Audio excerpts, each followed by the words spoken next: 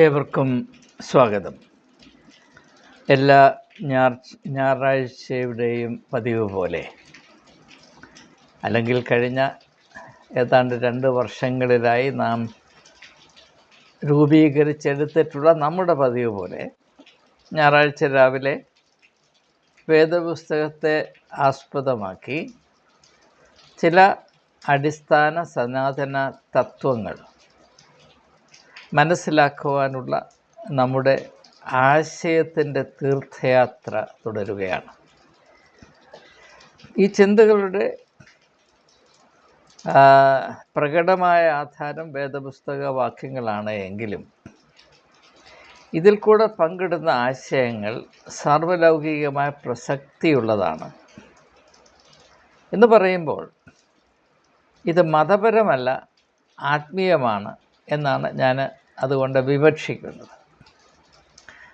മതം മനുഷ്യരാശിയെ തുണ്ടു തുണ്ടായി കീറിമുറിച്ച് ഓരോരുത്തരെയും അവരവരുടെ കാലിക്കൂട്ടിൽ അല്ലെങ്കിൽ കന്നാലിക്കൂട്ടിൽ ഇരുത്തലുകളിൽ കെട്ടിയിടുമ്പോൾ, ആത്മീയത മനുഷ്യരാശിയെ അഖണ്ഡമായ ഒരു ദൈവിക പ്രതിഭാസമായി കാണുകയും അതുകൊണ്ട് തന്നെ എല്ലാവർക്കും തുല്യമായി അർത്ഥമുള്ളതും ബാധ്യമാകുന്നതും പ്രയോജനം ചെയ്യുന്നതുമായ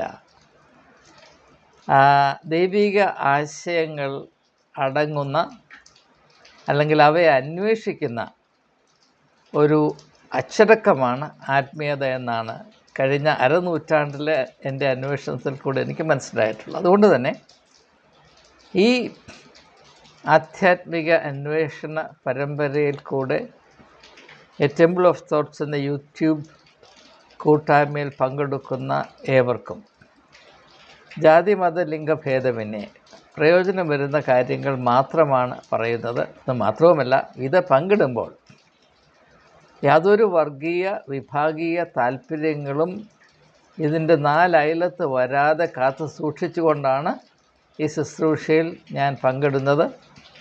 അത് മനുഷ്യരാശിയെ ഒന്നുപോലെ സ്നേഹിക്കുകയും കരുതുകയും ചെയ്യുന്ന ദൈവത്തോടുള്ള സമർപ്പണ ബോധത്തിലാണ് ഞാൻ ഈ ശുശ്രൂഷ നിർവഹിക്കുന്നത്. അതുകൊണ്ട് ക്രിസ്ത്യാനികൾക്കായിട്ടുള്ളൊരു സുവിശേഷം എനിക്ക് അറിഞ്ഞുകൂടാ, അറിയാൻ താല്പര്യവുമില്ല. യോഹന്നാൻ്റെ സുവിശേഷം 3-ാം അധ്യായത്തിൻ്റെ 16-ാം വാക്യത്തിൽ പറയുന്നത് പോലെ, ദൈവം ലോകത്തെ സ്നേഹിച്ചത് കൊണ്ടാണ് യേശുവിനെ ലോകത്തിലേക്ക് അയച്ചത് എന്നാണ് അപ്പോസ്തലൻ ഇവാഞ്ചലിസ്റ്റായ യോഹന്നാൻ പറയുന്നത്, സുവിശേഷം പറയുന്നു. ആ ആധാരത്തിൽ അടിയുറച്ച് നിന്നുകൊണ്ട് മാത്രമാണ് ഞാൻ ഈ ശുശ്രൂഷ നിർവഹിക്കുന്നത്. ഇന്നത്തെ നമ്മുടെ ചിന്തയ്ക്ക് ആധാരമായി മത്തായിയുടെ സുവിശേഷം 6-ാം അധ്യായത്തിൻ്റെ 25 മുതൽ 33 വരെയുള്ള വാക്യങ്ങളാണ് ഞാൻ ഉദ്ദേശിക്കുന്നത്. ഞാൻ ആ ഭാഗം വായിച്ച് കേൾപ്പിക്കാൻ താല്പര്യപ്പെടുന്നില്ല. കാരണം ഇത് മനപ്പാഠം അറിയാത്ത ആരും തന്നെ, പ്രത്യേകിച്ച് ക്രിസ്ത്യാനികളുടെ ഇടയിൽ ഉണ്ടാകുകയില്ല എന്നാണ് ഞാൻ കരുതുന്നത്. ഈ ഏഴയായ എനിക്ക് പോലും ആ ഭാഗം മനപ്പാഠമാണ് എന്നതുകൊണ്ട് തന്നെ എല്ലാവർക്കും ഇത് വളരെ സുപരിചിതമാണ് എന്ന് ധരിക്കുവാൻ ന്യായമുണ്ട്. അതിൽ പ്രത്യേകിച്ചും 33-ാമത്തെ വാക്യം, മുൻപേ അവൻ്റെ രാജ്യവും നീതിയും അന്വേഷിപ്പീൻ, അതോടെ ഇതൊക്കെയും നിങ്ങൾക്ക് ലഭിക്കും എന്ന വളരെ സുപ്രധാനമായ ആ ഒരു വെളിപ്പെടുത്തൽ.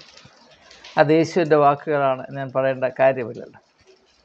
ഇത് ക്രിസ്ത്യാനികൾക്ക് മനപ്പാഠമാണെങ്കിലും ഇതിൻ്റെ അർത്ഥം അറിയാമോ എന്നതിനെപ്പറ്റി കാര്യമായ സംശയമുണ്ട്. ആ സംശയം എന്തുകൊണ്ടാണ് എന്ന് ഇനിയുള്ള സമയങ്ങളിൽ ഞാൻ പങ്കിടാൻ പോകുന്ന ആശയം നിങ്ങൾ ശ്രദ്ധിക്കുമെങ്കിൽ അതിൽ കൂടെ നിങ്ങൾക്ക് വെളിപ്പെട്ട് വരുന്നതാണ്. മുൻപേ അവൻ്റെ രാജ്യവും നീതിയും, അവൻ്റെ എന്ന് പറഞ്ഞാൽ ദൈവത്തിൻ്റേത്, ദൈവരാജ്യവും ദൈവത്തിൻ്റെ നീതിയും.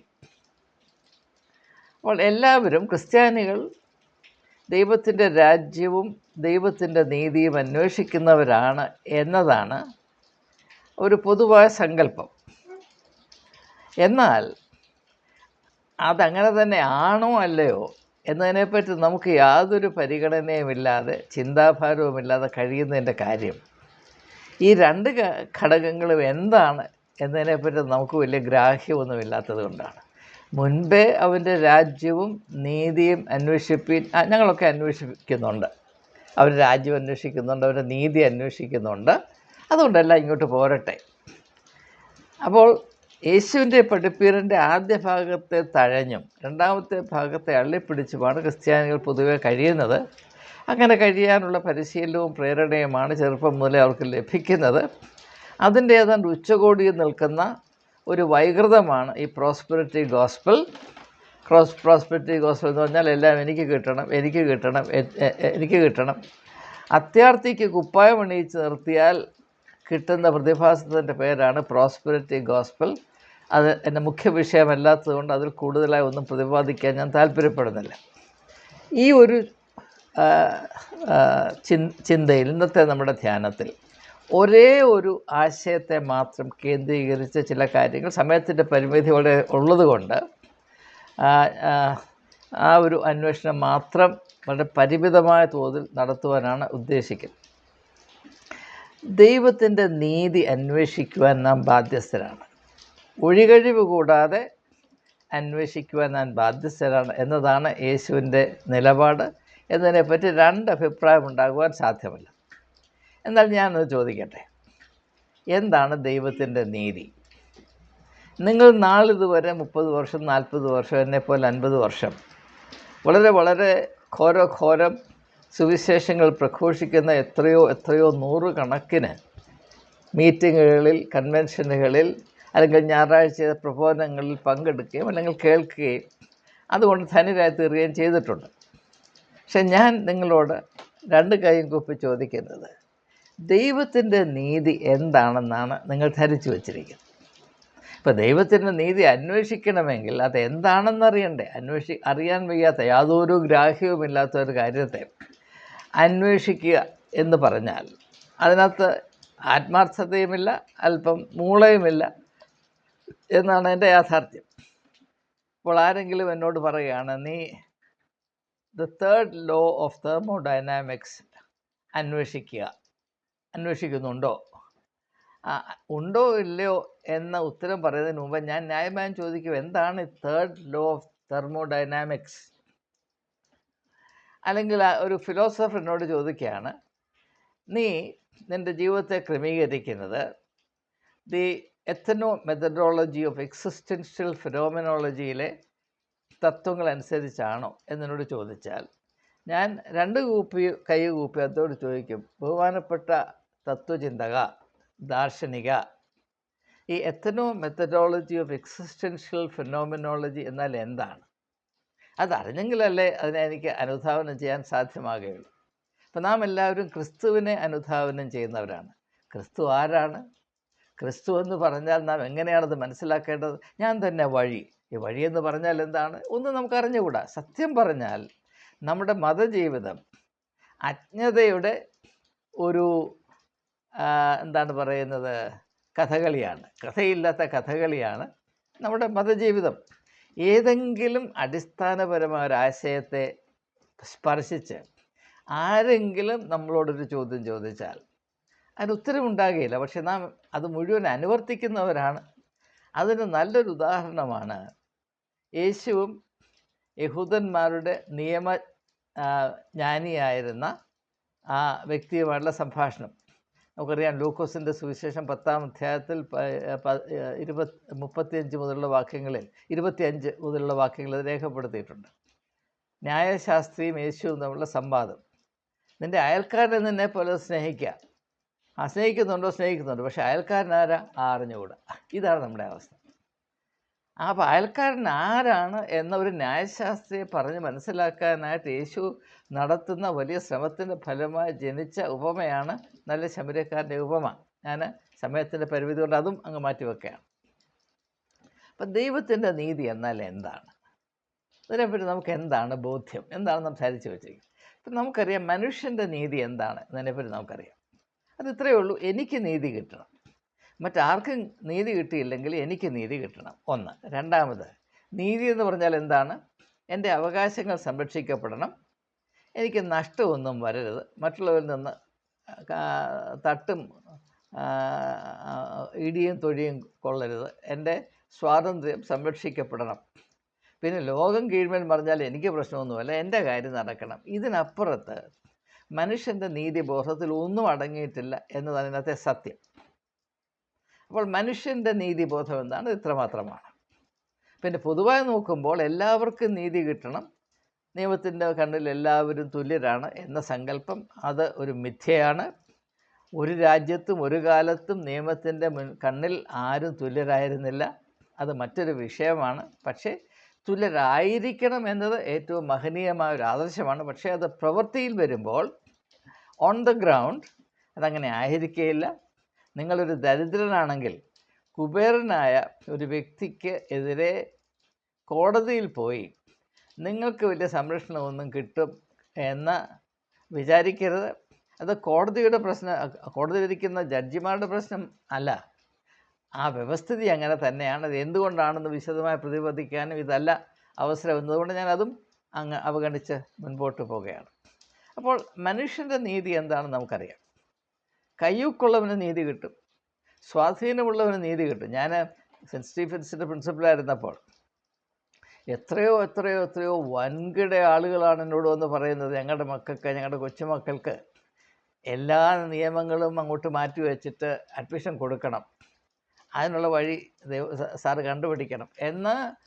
ആരൊക്കെയാണ് എന്നോട് പറഞ്ഞിട്ടുള്ളത്? വലിയ വലിയ ഉന്നത തലത്തിലിരിക്കുന്ന ജഡ്ജിമാർ തൊട്ട് രാഷ്ട്രീയ വലിയ വലിയ തലയെടുപ്പുള്ള നേതാക്കന്മാർ തൊട്ട് ബുദ്ധിരാക്ഷസന്മാർ തൊട്ട് ആരൊക്കെയാണ് എന്നോട് പറഞ്ഞിട്ടുള്ളത്? ഞങ്ങളുടെ മക്കൾക്ക്, ഞങ്ങളുടെ കൊച്ചുമക്കൾക്ക് ഈ കോളേജിൽ പഠിക്കാനൊരു അവസരം ഉണ്ടാക്കണം, അവർക്ക് മാർക്ക് കുറവാണ്, പക്ഷേ സാറ് നോക്കിയാൽ അത് നടക്കും. അതാണ് നമ്മുടെ നീതിബോധം. കാര്യത്തോടെടുക്കുമ്പോൾ ഇത് മാത്രമാണ് നമ്മുടെ നീതിബോധം. എന്നാൽ ഇതിൽ നിന്ന് വ്യത്യസ്തമായൊരു നീതിബോധം ആർജിക്കുവാൻ വിശ്വാസിക്കൊരു കടമയുണ്ട് എന്നാണ് യേശു ഇവിടെ പറയുന്നത്. അപ്പം നാം അറിയുന്ന പ്രാകൃതമായ നീതിബോധത്തെ പാലിക്കുവാൻ നാം കൂട്ടാക്കണമെന്ന് പ്രത്യേകിച്ചാരും നമ്മെ ഉപദേശിക്കേണ്ട കാര്യമില്ല. പ്രാകൃത മനുഷ്യ സ്വഭാവത്തിൽ നിശ്ചയമായും കുടികൊള്ളുന്ന, അതിനെ അടക്കി ഭരിക്കുന്നൊരു മർമ്മമാണ് എനിക്ക് നീതി കിട്ടണം, മറ്റാർക്കും കിട്ടിയില്ലെങ്കിലും കുഴപ്പമില്ല, എനിക്ക് നീതി കിട്ടണം. ഇപ്പോൾ നാം ഭാരതത്തിൽ വസിക്കുന്ന ഒരു വിശ്വാസ സമൂഹമാണല്ലോ ക്രിസ്ത്യാനികൾ. നിങ്ങൾ പൊതുവായി ഒന്ന് അവലോകനം നടത്തുമ്പോൾ ഈ രാജ്യത്ത് പല വിധത്തിൽ പലയിടങ്ങളിൽ അനീതി നടക്കുന്നുണ്ട്. പ്രത്യേകിച്ച് പാവപ്പെട്ടവർ, എന്താണ് പറയുന്നത്, ട്രൈബൽസ് ആയിട്ടുള്ള ആളുകൾ, ദളിതന്മാരായിട്ടുള്ള ആളുകൾ, പിന്നെ പുരുഷൻ്റെ അക്രമത്തിനിരയാകുന്ന സ്ത്രീകൾ, കുഞ്ഞുങ്ങൾ, ഇങ്ങനെ അനേകം വിധത്തിൽ. ഇവിടെ ഈ അനീതിക്കെതിരെ ഏതെങ്കിലും ഒരു സഭാ നേതാവ് ശബ്ദമുയർത്തിയായിട്ട് നിങ്ങൾ കണ്ടിട്ടുണ്ടോ? അതേസമയം തന്നെ സഭയ്ക്കോ സഭാ നേതൃത്വത്തിനോ എന്തെങ്കിലും ചെറിയ പോറലേക്കാൻ സാധ്യതയുണ്ട് എന്ന് സംശയിക്കപ്പെടുന്ന എല്ലാ കാര്യത്തിലും തെരുവിലിറങ്ങി വലിയ ഘോര ശബ്ദമുണ്ടാക്കുകയും യുദ്ധം ചെയ്യുവാനും എല്ലാവരും മിടുക്കരാണ്. നമുക്കറിയാം, ഓർത്തഡോക്സ് യാക്കോബ തർക്കത്തിൽ അവിടെ ഇപ്പോൾ ഒരു അപ്പുറം തിരുമേനിക്ക് കിട്ടിയ അടി എന്താണെന്ന് നമുക്കറിയാം. യേശുവിൻ്റെ ആദർശമനുസരിച്ച്, യേശുവിൻ്റെ നീതിബോധം അനുസരിച്ച് ഇത് കൈകാര്യം ചെയ്യണമെന്ന് പറഞ്ഞപ്പോൾ തൊഴിച്ച് വെളിയിൽ കളഞ്ഞു. ഇത് മനുഷ്യൻ്റെ നീതിബോധമാണ്. ഇങ്ങനെയുള്ള കാര്യങ്ങൾ നമ്മുടെ മുൻപിൽ അരങ്ങേറുമ്പോഴും അതെന്താണ്, എന്തുകൊണ്ടാണ് ഇങ്ങനെ സംഭവിക്കുന്നത് എന്ന് മനസ്സിലാക്കാൻ ആരും കൂട്ടാക്കുന്നില്ല എന്ന് മാത്രമല്ല, അതിനെ വസ്തുനിഷ്ഠമായി മനസ്സിലാക്കാൻ ശ്രമിക്കുന്ന ഏവരെയും ആക്രമിച്ച് അപമാനിച്ച് അവരെ നിശബ്ദരാക്കാനുള്ള സംഘടിതമായ ശ്രമമാണ് ഇപ്പോഴും നടക്കുന്നത് എന്ന് മനസ്സിലാക്കണം. അവരൊക്കെയും പറയുന്നത് ഞങ്ങൾ ദൈവത്തിൻ്റെ നീതിബോധം വെച്ച് പുലർത്തുന്നവരാണ് എന്ന് പറഞ്ഞു കളി. ദൈവത്തിൻ്റെ രാജ്യവും നീതിയും അന്വേഷിക്കുന്നവരാണ് ഞങ്ങൾ, കാരണം ഞങ്ങൾ ക്രിസ്ത്യാനികളാണ്, മതിലെ കളിച്ച ക്രിസ്ത്യാനികളാണ്, ഞങ്ങൾ ഓർത്തഡോക്സുകാരാണ്, ഞങ്ങൾ ഓർത്തോഡോക്സാണ് എന്നൊക്കെ പറഞ്ഞു കളി. ഈ ഒരു ആത്മീക ദാരിദ്ര്യം, ഈ പട്ടിണി, ഈ വൈകല്യം, ഈ നഗ്നത ഒന്ന് തിരിച്ചറിയേണ്ട വലിയ ആവശ്യം നമ്മുടെ മധ്യത്തിലുണ്ട്. അപ്പോൾ എന്താണ് ദൈവത്തിൻ്റെ നീതി? അത് മനസ്സിലാക്കാൻ ആദ്യം നാം അറിയേണ്ടത് ദൈവം സൃഷ്ടികർത്താവാണ്. ഞാൻ വളരെ സ്ലോ ആയിട്ട് പറയാൻ പോവുകയാണ്, ഒന്ന് മനസ്സിൽ കയറിയിരിക്കാൻ വേണ്ടി. ദൈവം സൃഷ്ടികർത്താവാണ്, സകലത്തിൻ്റെയും സൃഷ്ടികർത്താവാണ്. ദൈവം ക്രിസ്ത്യാനികളുടെ മാത്രം സൃഷ്ടികർത്താവല്ല, ദൈവം ഇന്ത്യക്കാരുടെ മാത്രം സൃഷ്ടികർത്താവല്ല, ദൈവം മനുഷ്യരാശിയുടെയും സർവ്വചരാചരങ്ങളുടെയും അണ്ടകടാഹങ്ങളുടെയും സൃഷ്ടികർത്താവാണ്. വല്ല സംശയമുണ്ടോ? ഇല്ലല്ലോ. ദൈവം സൃഷ്ടികർത്താവാണെങ്കിൽ, സകലത്തിൻ്റെയും തുല്യമായി സകലത്തിൻ്റെയും സൃഷ്ടികർത്താവാണെങ്കിൽ, സൃഷ്ടികർത്താവിൻ്റെ പ്രാഥമികമായ സ്വഭാവം താൻ എന്തിനെ സൃഷ്ടിച്ചു അതിനെ അതിരില്ലാതെ സ്നേഹിക്കുന്നു എന്നുള്ളതാണ്. ഞാൻ പലപ്പോഴുമൊക്കെ പുസ്തകം എഴുതുന്ന ആളാണെന്ന് നിങ്ങൾക്കറിയാം. ഞാൻ 20 പുസ്തകങ്ങൾ എഴുതിയിട്ടുണ്ട്. അതിൻ്റെ ഓരോ പുസ്തകവും കാണുമ്പോൾ എൻ്റെ മനസ്സ് വാത്സല്യം കൊണ്ട് നിറയാറുണ്ട്. എനിക്ക് 2 മക്കളുണ്ട്. അവരെ കാണുമ്പോൾ എൻ്റെ മനസ്സ് വാത്സല്യം കൊണ്ട് നിറഞ്ഞു തുളുമ്പാറുണ്ട്. കാരണം എന്താണ്? സൃഷ്ടികർത്താവിൻ്റെ സ്വഭാവത്തിൽ നിന്ന് ഒരിക്കലും വിട്ടുമാറാത്ത ഒരു ബലഹീനതയാണ് നിങ്ങൾക്ക് വേണമെങ്കിൽ പറയാം. അതാണ് സ്നേഹമെന്നത്. അപ്പോൾ സൃഷ്ടികർത്താവിന് സ്നേഹിക്കാതിരിക്കാൻ കഴിയുകയില്ല. താൻ സൃഷ്ടിച്ചതിനെ ആകമാനം തുല്യമായി സ്നേഹിക്കുന്ന ഒരു സൃഷ്ടികർത്താവുണ്ട്. അങ്ങനെ തുല്യമായ സ്നേഹത്തിൽ കൂടെ ഉദിക്കുന്ന നീതിബോധമാണ് ദൈവത്തിൻ്റേത്. എന്ന് പറഞ്ഞാൽ യാതൊരു അതിർവരമ്പുമില്ലാതെ, മനുഷ്യനിർമ്മിതമായ ഒരു അതിർവരമ്പോ ഒരു ലേബലോ ഇല്ലാതെ എല്ലാവരെയും തുല്യമായി വിലമതിക്കുകയും സ്നേഹിക്കുകയും കരുതുകയും എല്ലാവർക്കും നന്മ ലഭിക്കണം എന്ന് നിരന്തരമായി യാതൊരു വിട്ടുവീഴ്ചയുമില്ലാതെ ആഗ്രഹിക്കുകയും നിർബന്ധിക്കുകയും ചെയ്യുന്ന ദൈവ സ്വഭാവത്തിൽ നിന്ന് പുറപ്പെടുന്ന നീതിബോധത്തിൻ്റെ പേരാണ് ദൈവത്തിൻ്റെ നീതി എന്നുള്ളത്. ആ നീതി എന്തായിരിക്കണം, എങ്ങനെ ആയിരിക്കും എന്ന് യേശുവിൽ കൂടെ വെളിപ്പെട്ട് വരുന്നത് എന്തുകൊണ്ടോ ക്രിസ്ത്യാനി അന്വേഷിച്ച് മനസ്സിലാക്കാൻ കൂട്ടാക്കുന്നില്ല, അല്ലെങ്കിൽ ധൈര്യം കാണിക്കുന്നില്ല. അതുകൊണ്ട് തന്നെ ദൈവത്തിൻ്റെ നീതി എപ്രകാരമാണ് ക്രിസ്തുയേശുവിൽ കൂടെ വെളിപ്പെട്ട് വന്നത് എന്ന് മാത്രം ഇനി ശിഷ്ടമുള്ള 13-14 മിനിറ്റുകളിൽ ഒരുമിച്ച് പെട്ടെന്ന് ചിന്തിച്ച് ഈ ശുശ്രൂഷ അവസാനിപ്പിക്കാവുന്നതാണ് ഞാൻ കരുതുന്നത്. യേശു ഈ ലോകത്ത് വെളിപ്പെടുത്തിയ നീതിബോധം എന്താണ്? അതിൻ്റെ ഒരുപക്ഷെ ഏറ്റവും പ്രകടമായ സ്വഭാവം മനുഷ്യൻ നിർമ്മിക്കുകയും അള്ളിപ്പിടിച്ച് നിൽക്കുകയും ചെയ്യുന്ന എല്ലാവിധ വിഭാഗീക ചിന്തകളെയും മതിലുകളെയും ലേബലുകളെയും യേശു പരിപൂർണമായി ഉപേക്ഷിച്ചു, അസാധുവാക്കി, റദ്ദ് ചെയ്തു. നമുക്കറിയാം, യഹൂദൻ ലോകത്തെ രണ്ടായി മുറിച്ചു. യഹൂദനെന്നും യഹൂദനല്ലാത്തവരെന്നും പുറജാതിക്കാരനെന്നും. ആ ഒരു വിഭജനത്തെ യേശു സ്വീകരിച്ചു. യഹൂദൻ മനുഷ്യരാശിയെ കീറി മുറിക്കുന്നതിൽ വിദഗ്ധനായിരുന്നു. അവനൊഴിച്ച് ബാക്കിയെല്ലാം നികൃഷ്ടമാണ്. പിന്നെ പുറജാതിക്കാർ പോകട്ടെ, അവൻ്റെ തന്നെ ഒരു കാലത്ത് വംശജരായിരുന്ന ശമര്യക്കാർ, അവർ തീണ്ടലാണ്. അത് വേദപുസ്തകത്തിൽ മനോഹരമായി ചിത്രീകരിച്ചിട്ടുണ്ട്. പ്രത്യേകിച്ച് യോഹന്നാൻ്റെ സുവിശേഷം 4-ാം അധ്യായത്തിലുണ്ട്. ഞാൻ പലതവണ കൈകാര്യം ചെയ്തൊരു സംഭവമാകിയാൽ ഞാൻ വീണ്ടും അത് ആവർത്തിക്കുന്നില്ല. നിങ്ങളത് വായിക്കണം, അത് അന്വേഷിച്ച് മനസ്സിലാക്കും. യോഹന്നാൻ്റെ സുവിശേഷം 4-ാം അധ്യായം. യേശു എന്തുകൊണ്ടാണ് ശമര്യക്കാരുടെ നാട്ടിലേക്ക് പോയത്? യഹൂദൻ ഒരിക്കലും കടന്നു ചെല്ലുവാൻ കൂട്ടാക്കാത്ത ശമര്യക്കാരുടെ നാട്ടിലേക്ക് എന്തിനാണ് യേശു പോയത്? അത് ഒരു ശമര്യക്കാരി സ്ത്രീയെ യഥാസ്ഥാനത്തിൽപ്പെടുത്താനായിട്ട് മാത്രം പോയതല്ല, അത് യഹൂദൻ്റെ മനസാക്ഷിയെ ഉണർത്താൻ കൂടെ പോയതാണ് എന്ന് മനസ്സിലാക്കുക. തൽക്കാലം അത്ര മാത്രമേ ഞാൻ പറയുന്നുള്ളൂ. അതുപോലെ തന്നെ നമുക്കറിയാം, യോഹന്നാൻ്റെ സുവിശേഷം 8-ാം അധ്യായത്തിൽ വേശ്യാവൃത്തിയിൽ പിടിക്കപ്പെട്ടൊരു സ്ത്രീ. അപ്പോൾ അവിടെ 2 ചേരിയാണ്. പാപം ചെയ്തവളെ കല്ലെറിയാനായിട്ട് വരുന്ന പരിശുദ്ധന്മാരായ ചില ആളുകൾ. 2 തുണ്ടുകളാണ്. യേശു എന്താണ് ചെയ്യുന്നത്? അവരെ ഒന്നാക്കുകയാണ് ചെയ്തത്. നിങ്ങളിൽ പാപം ചെയ്യാത്തവർ കല്ലെറിയട്ടെ. ഈ ഭാഗം വളരെ വ്യാപകമായി ഉപയോഗിക്കുകയും ദുരുപയോഗം ചെയ്യുന്നുണ്ട്. സഭയുടെ ജീവിതത്തിൽ പ്രമാദമായ കുറ്റങ്ങളും ധാർമ്മിക തകർച്ചകളും വരുമ്പോൾ ആരെങ്കിലും പരാമർശിച്ച ഉടനെ പറയും, നിങ്ങളിൽ പാപം ചെയ്യാത്തവർ കല്ലെറിയട്ടെ എന്ന് പറയും. അതല്ല അതിൻ്റെ ഉദ്ദേശം. വേദപുസ്തകം അറിയാൻ വയ്യാത്തവർ മാത്രമേ ഇങ്ങനെ സംസാരിക്കുകയുള്ളൂ. പോട്ടെ, അതും ഞാൻ കൂടുതലായി പ്രതിപാദിക്കുന്നില്ല. യേശു ഇവിടെ ചെയ്യുന്നത് മറ്റൊന്നുമല്ല, യഹൂദൻ കീറി മുറിച്ചു വെച്ച തുണ്ടുകളെ ഒന്ന് കൂട്ടി തയ്ക്കുകയാണ് ചെയ്യുന്നത്. ഒരു സ്ത്രീ വേശ്യയായത് അവൾ തനിച്ചല്ല, അവളെ അങ്ങനെ ആക്കി വെച്ചൊരു സമൂഹവും അതിൽ മാന്യതയുടെ മൂടുപടം അണിഞ്ഞു നടക്കുന്ന പുരുഷന്മാരുമുണ്ട്. അവർ രണ്ടുപേരും കൂടെ ചേരുമ്പോഴേ വേശ്യാവൃത്തി നടക്കുകയുള്ളൂ.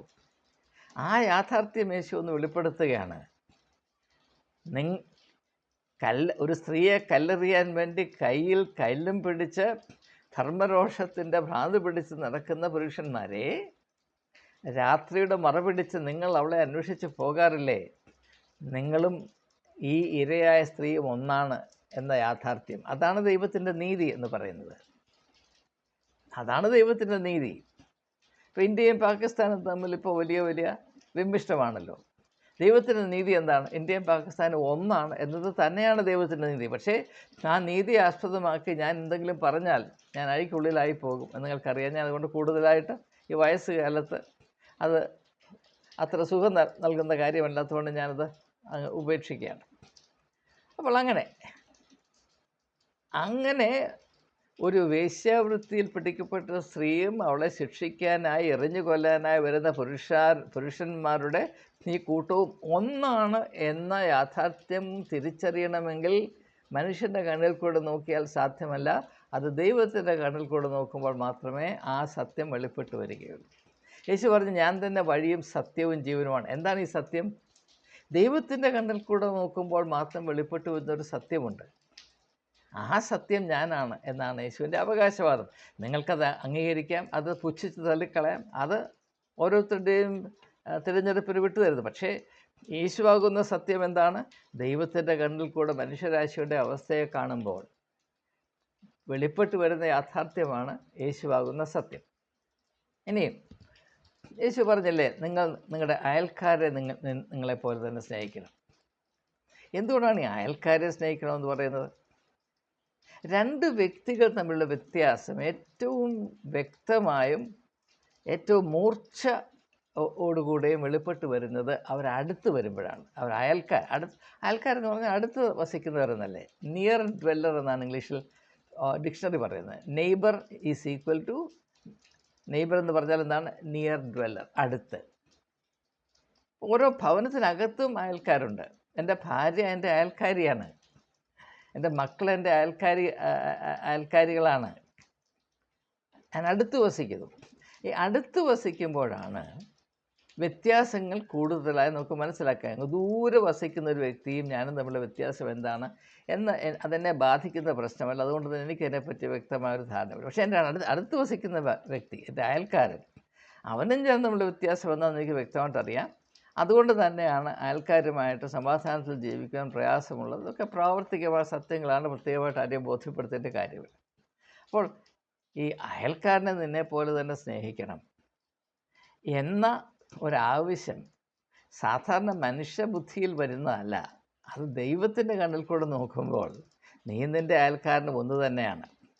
വാസ്തവത്തിൽ ഈ ഒരു ആത്മീയ യാഥാർത്ഥ്യം ഏറ്റവും വ്യക്തമായി മനസ്സിലാക്കിയത് ഹിന്ദു ദാർശനികതയാണ്. പറയാതിരിക്കാൻ യാതൊരു മാർഗവുമില്ല. അദ്വൈത ഫിലോസഫി എന്താണ്? മനുഷ്യൻ ഈ ഭൂമിയുടെ പരപ്പിൽ കാട്ടിക്കൂട്ടുന്ന എല്ലാ പരാക്രമങ്ങളും ബുദ്ധിശൂന്യതയും മൊണ്ണത്തരവും അവൻ്റെ പരിമിതിയിൽ നിന്ന് ഉദിക്കുന്നതാണ് എന്നും, നിങ്ങൾ ബ്രഹ്മാവ് എന്ന് പറയുന്ന ആ വലിയ പ്രതിഭാസത്തിൻ്റെ എല്ലാറ്റിനെയും ഉൾക്കൊള്ളുന്ന എല്ലാറ്റിൻ്റെയും ആകത്തുകയായ ബ്രഹ്മാവിൻ്റെ കണ്ണിൽ കൂടെ നോക്കുമ്പോൾ എല്ലാം ഒന്നാണ്, നീയും ഞാനുമെന്ന വ്യത്യാസമില്ല, നീയാണ് ഞാൻ, ഞാനാണ് നീ എന്ന യാഥാർത്ഥ്യം നിങ്ങൾക്ക് തിരിച്ചറിയാൻ കഴിയുമെന്ന് ഹിന്ദു ആത്മീയ ദാർശനികത കണ്ടുപിടിച്ചത് എൻ്റെ അഭിപ്രായത്തിൽ മനുഷ്യരാശിയുടെ ചരിത്രത്തിൽ സംഭവിച്ച ഏറ്റവും വലിയ ആധ്യാത്മിക വിപ്ലവമാണ്. പക്ഷേ അത് ക്രിസ്ത്യാനിയോട് പറഞ്ഞുകൊണ്ടേ പറയും, ഓ നീ ഹിന്ദുവിനെ പറ്റി നല്ലത് പറയാൻ വന്നിരിക്കുന്നത്, പോടാ എന്ന് പറയും. അത്രയ്ക്കുള്ള വിവരമേ നമുക്കുള്ളൂ. അതുകൊണ്ടാണ് ഇത് എന്താണ് ഈ അദ്വൈത ഫിലോസഫി എന്താണെന്ന് അറിയുന്ന എത്രയോ ക്രിസ്ത്യാനികളുണ്ടെന്ന് എനിക്കറിഞ്ഞുകൂടാ. പക്ഷേ ഒട്ടും അറിയാൻ മേത്തവരായിരിക്കും ഏറ്റവും കട്ടിയായിട്ട് പറയുന്നത് പോടാ എന്ന് പറയും. ഇത് നമ്മുടെ പാപ്പരത്വത്തെ ചിത്രീകരിക്കുന്നതല്ല, ഞാനെന്ത് പറയാൻ. അപ്പോൾ നിൻ്റെ അയൽക്കാരനെ നിന്നെ പോലെ തന്നെ സ്നേഹിക്കണം. എന്ന പരിപാടി നിങ്ങൾ ഓർത്തഡോക്സുകാരോടൊന്ന് പറഞ്ഞു നോക്കി, വേണ്ട സീറോ മലബാർ സഭയിലെ മെത്രാൻ കക്ഷിയോടൊന്ന് പറഞ്ഞു നോക്കി, അവർ നിങ്ങളെ മടൽ വെട്ടി അടിക്കും. അതേസമയം തന്നെ ഞായറാഴ്ച വരുമ്പോൾ ഇത് ഘോര പ്രസംഗിക്കുകയും ചെയ്യും. ഇത് നമ്മുടെ ഇടയിൽ സ്ഥിതി ചെയ്യുന്നൊരു നഗ്നതയാണെന്ന് എന്താണ് നമുക്ക് മനസ്സിലാക്കാൻ കഴിയാത്തത്? ഇനി മുമ്പോട്ട് നോക്കുമ്പോൾ യേശു പറഞ്ഞില്ലേ, ആരെങ്കിലും നിങ്ങളെ ഒരു ചെകിട്ടത്തടിച്ചാൽ മറ്റേ ചെകിടും കൂടെ കാണിച്ചു കൊടുക്കുക.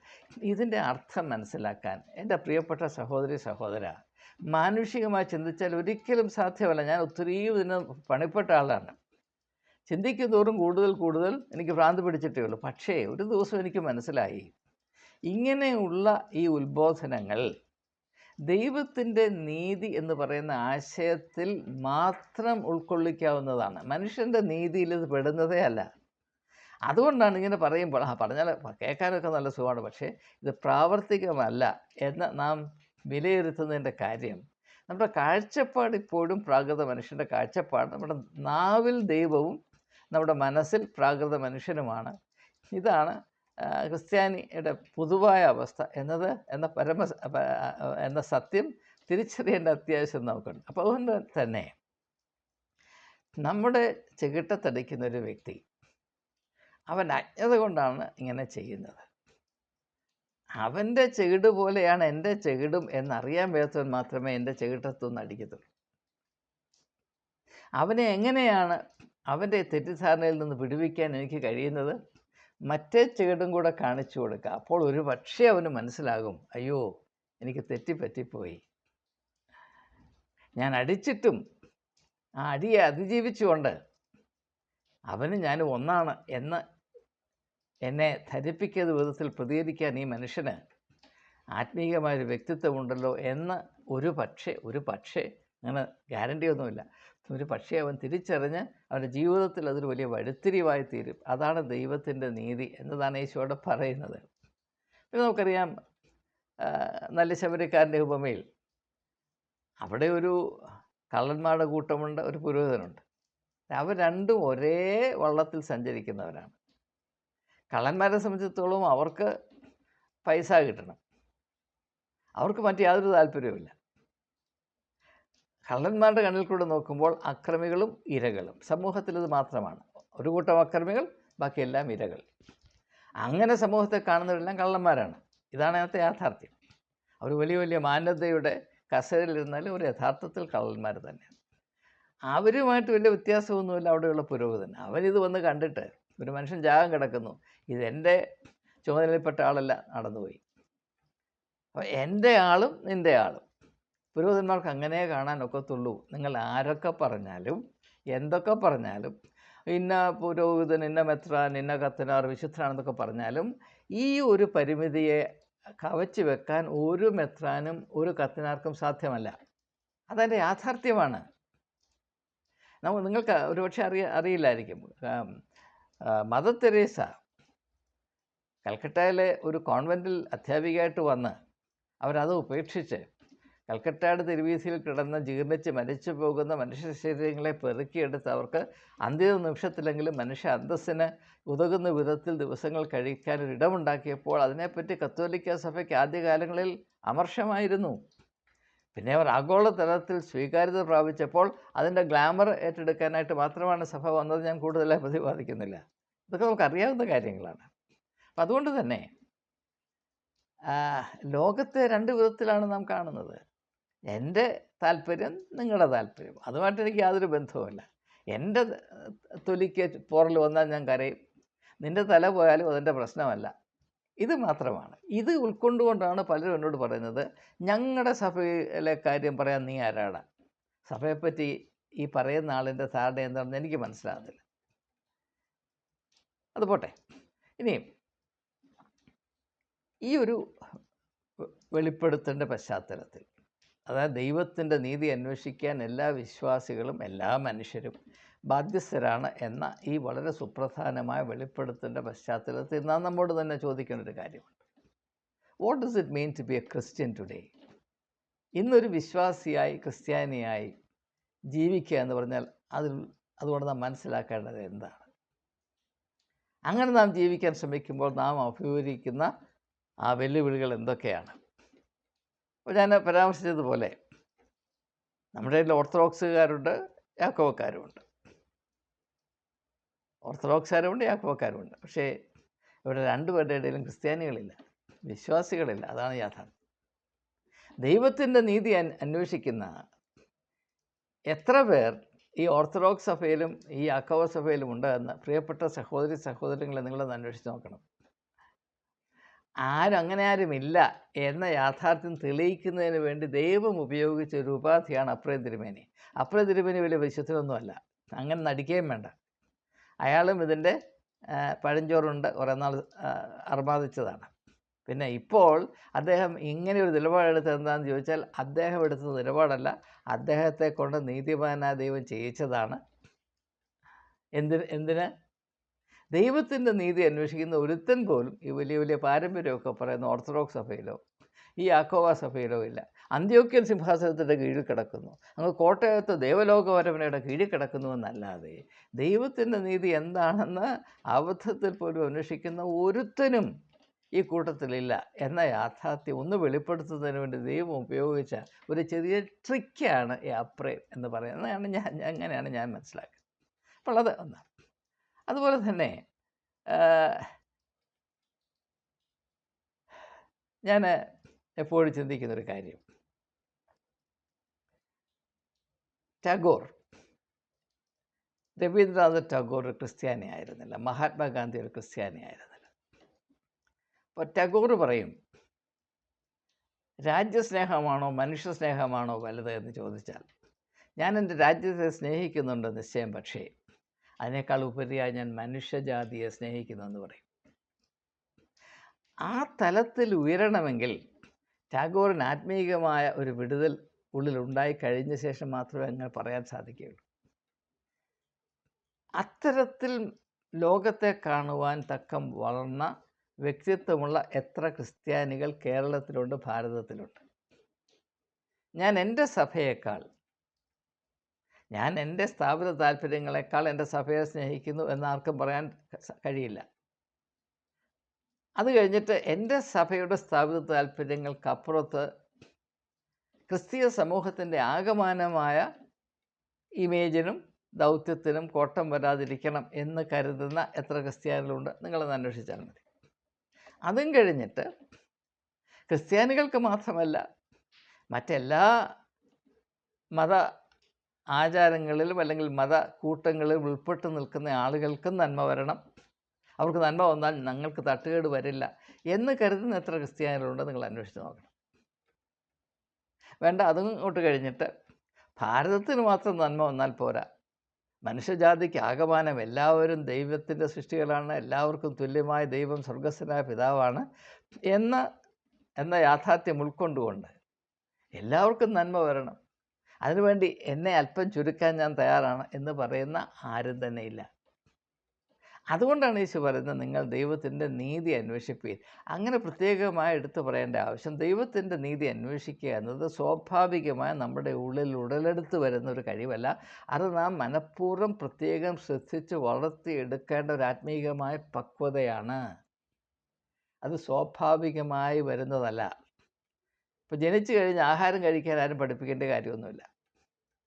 കുറച്ച് കഴിഞ്ഞ് സ്വന്തം താല്പര്യമനുസരിച്ച് സാഹചര്യങ്ങളെ കൈകാര്യം ചെയ്യണമെന്ന് ആരും പഠിപ്പിക്കണം. അത് പ്രാകൃത മനുഷ്യ സ്വഭാവത്തിൻ്റെ അടിത്തറയിൽ കിടക്കുന്ന ഒരു പ്രമാണമാണ്.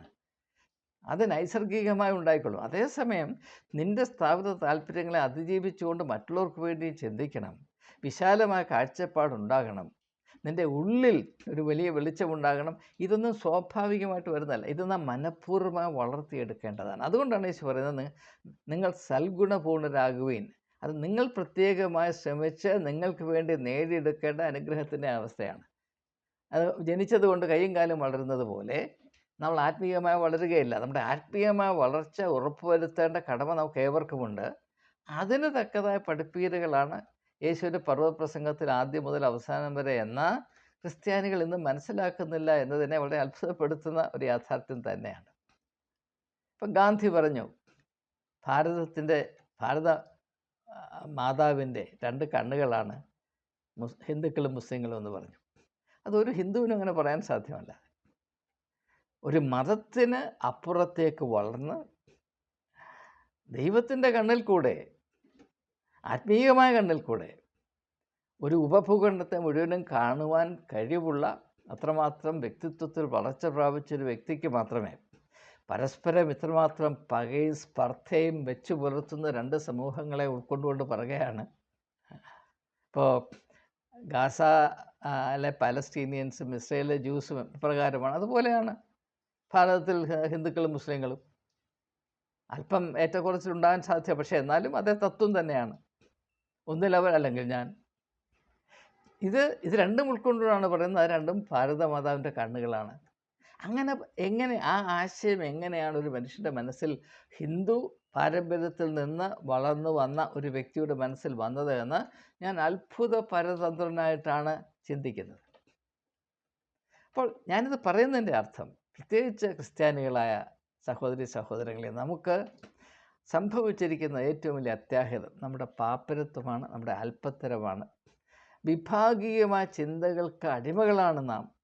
ഇതിൻ്റെ കാരണം നമുക്ക് ലഭിച്ചിരിക്കുന്ന പരിശീലനം തന്നെയാണ്. ഏറ്റവും സങ്കുചിതമായി ലോകത്തെ കാണുകയും ഏറ്റവും സ്വാർത്ഥമതിയായി പ്രവർത്തിക്കുന്നവനാണ് തനി ക്രിസ്ത്യാനി എന്ന് നമ്മെ പഠിപ്പിച്ചു വെച്ചിരിക്കുന്ന ഈ പൈശാചികമായ അവസ്ഥയിൽ മുറ്റി നിൽക്കുന്ന ആത്മീയമായ അന്ധകാരം മനസ്സിലാക്കുവാൻ നമുക്കൊരു ആർജവം ഉണ്ടാകണം. ഇതെല്ലാം മാറ്റിവെച്ചിട്ട് മുൻപേ അവൻ്റെ രാജ്യവും നീതി അന്വേഷിപ്പീരെന്ന് പറഞ്ഞ് കാണാപ്പാഠം പഠിച്ച് തത്വമില്ലതുപോലെ ശബ്ദം പുറപ്പെടുപ്പിച്ചുകൊണ്ട് നടന്നാൽ നമുക്ക് കഷ്ടം. അയ്യോ കഷ്ടം. എന്താണ് ദൈവത്തിൻ്റെ നീതി? എന്താണ് ദൈവത്തിൻ്റെ നീതി എന്നതിനെപ്പറ്റി അടിസ്ഥാന ആശയങ്ങളെങ്കിലും എഞ്ചുവടി ബാലപാഠം പോലെ ചില അറിവുകൾ നമുക്ക് ഉണ്ടാകണ്ടേ? ഈ ഒരു മാനദണ്ഡം വെച്ചിട്ട് ദൈവത്തിൻ്റെ നീതി എന്താണ് യേശുവിൻ്റെ പഠിപ്പീരുകളിലും പ്രവർത്തനങ്ങളിലും മാത്രം ആശ്രയിച്ചുകൊണ്ട് അപര്യാപ്തമായിട്ടെങ്കിലും ഞാൻ വെളിപ്പെടുത്താൻ ഇതിൽ കൂടെ ശ്രമിച്ചിട്ടുണ്ട്. ഇതെപ്പോഴെങ്കിലും നമ്മുടെ ജീവിതത്തിൽ അനുഭവവേദ്യമായിട്ടുണ്ടോ? അത് ആത്മാർത്ഥമായ നെഞ്ചത്ത് കൈവച്ചൊരു ചോദ്യം ചോദിക്കാൻ നമുക്കൊരു കടമയുണ്ട്. ഏതെങ്കിലും ഒരവസരത്തിൽ നാം പെട്ടിരുന്ന ഒരു സാഹചര്യത്തിൽ പരിമിതമായ മാനുഷികമായ ചാബല്യങ്ങൾ നിറഞ്ഞു നിൽക്കുന്ന മനുഷ്യൻ്റെ നീതിബോധമല്ല, അതിനെ കവച്ചു വയ്ക്കുന്ന ദൈവ നീതിബോധത്തെ അനുസരിച്ച് വേണം ഞാൻ ഈ സാഹചര്യത്തെ കൈകാര്യം ചെയ്യുവാൻ എന്ന ആന്തരികമായ പ്രേരണ അനുഭവിച്ച എത്ര പേരുണ്ട് എന്ന് അറിയുവാൻ എനിക്ക് താല്പര്യമുണ്ട്. ഞാൻ അങ്ങനെയുള്ള അനുഭവങ്ങളായിട്ടുണ്ട്. എപ്പോഴും വിജയിച്ചു എന്ന് ഞാൻ പറയുന്നില്ല. ചില അവസരങ്ങളിൽ ഈ മർമ്മത്തിൻ്റെ അത്ഭുതകരമായ പ്രസക്തിയും ആന്തരികമായ വിടുതൽ നൽകാനുള്ള അതിൻ്റെ ശക്തിയും ഒന്ന് അനുഭവിച്ചറിയുവാൻ എനിക്ക് കൃപ ലഭിച്ചിട്ടുണ്ട് എന്ന് പറയുമ്പോൾ അതിനേക്കാൾ വലിയൊരു സന്തോഷം അവൻ്റെ മനസ്സിൽ വരാൻ സാധ്യമല്ല. മുൻപേ അവൻ്റെ രാജ്യവും നീതിയും അന്വേഷിപ്പീൻ, അതോടെ ഇതൊക്കെയും നിനക്ക് കിട്ടും. അങ്ങനെ ദൈവത്തിൻ്റെ നീതി അന്വേഷിക്കുമ്പോൾ നമുക്ക് എന്താണ് കിട്ടേണ്ടത്, എന്താ നമുക്ക് ആവശ്യമില്ല എന്നതിനെപ്പറ്റിയും ഒരു ബോധ്യം നമുക്കുണ്ടാകും. അത് അതിൽ തന്നെ ഒരു വിഷയമാണ്. സമയം ഇപ്പോൾ തന്നെ കൈവിട്ട് പോയതുകൊണ്ട് ഞാൻ ആ ഭാഗത്തേക്ക് കടന്നു പോകുന്നില്ല. നാം ഈ ധ്യാനത്തിൽ പരിഗണിച്ച ഒരേ ഒരു ആശയമാണ്. എന്താണ് ദൈവത്തിൻ്റെ നീതി എന്നാൽ എന്താണ്? ദൈവത്തിൻ്റെ നീതിയും നാം ഇപ്പോൾ വെച്ചു കൊടുത്തുന്ന നീതിബോധവും തമ്മിൽ എന്തെങ്കിലും സാമ്യമുണ്ടോ? മീറ്റിംഗ് പോയിൻ്റ് ഉണ്ടോ? ദൈവത്തിൻ്റെ നീതിബോധത്തിനോടടുത്ത് വരുവാൻ നമുക്ക് സാധിക്കുന്നുണ്ടോ? വരാൻ താല്പര്യമുണ്ടോ? അങ്ങനെ വരുന്നത് നല്ലതാണ് എന്ന് ആരെങ്കിലും നമ്മളോട് പറയുന്നുണ്ടോ? ഇത് വ്യക്തമായി ചിന്തിക്കുവാനും യേശുവിൻ്റെ പഠിപ്പീരുകളിൽ കൂടെ വെളിപ്പെട്ടു വരുന്ന ആത്മീയമായ വലിയ വലിയ സാധ്യതകളെയും വെല്ലുവിളികളെയും ഒഴികഴിവ് കൂടാതെ അഭിമുഖീകരിപ്പാനും അതിൽ കൂടെ നമുക്ക് തികച്ചും അടിസ്ഥാനപരമായി പ്രാപിക്കേണ്ട ആത്മീയമായ വളർച്ച പ്രാപിക്കാനും ഇനിയുള്ള കാലങ്ങളിൽ ഇടയാകട്ടെ എന്ന് ആത്മാർത്ഥമായി പ്രാർത്ഥിച്ചുകൊണ്ട് വാക്കുകൾ ഉപസംഹരിക്കുന്നു. ഈ സംരംഭത്തിൽ പങ്കെടുക്കുന്ന എല്ലാവരോടുമുള്ള എൻ്റെ നന്ദിയും നമസ്കാരവും അറിയിച്ചുകൊണ്ട് വാക്കുകൾ ചുരുക്കുന്നു.